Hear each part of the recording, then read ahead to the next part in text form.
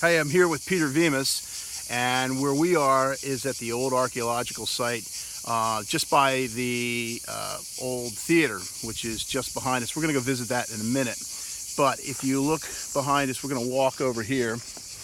I want to show you something. Sadly, it's covered up because the archaeologists are done, so we're not going to be able to actually look at it. But what this is, essentially, what I believe is part bath, but also a part first AD Roman popina, which was sort of a snack bar, a restaurant. And that makes complete sense because the Romans built them on crossroads, and also it's right by basically what you call a coliseum or a theater.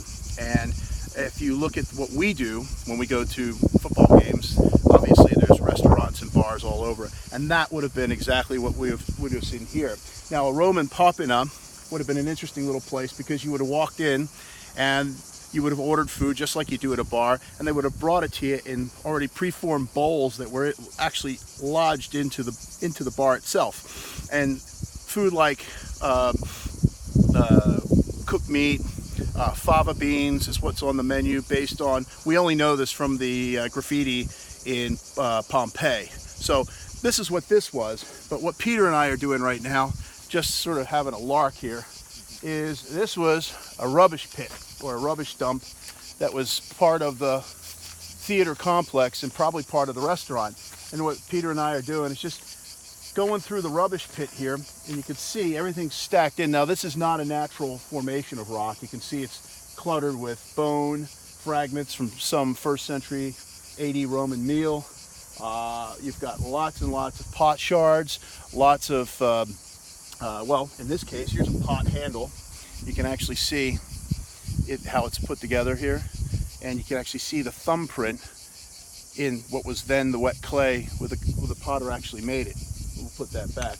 And it's kind of interesting because what you do is you start from the bottom and everything collapses downward. And as things fall, everything's just basically automatically revealed to us. Now, it's nothing really exciting because it's a rubbish pit, so people don't throw away valuable things. But it is interesting to find, pottery, discarded pottery, like you say, bone fragments that were somebody's meal. I think we found some ribs.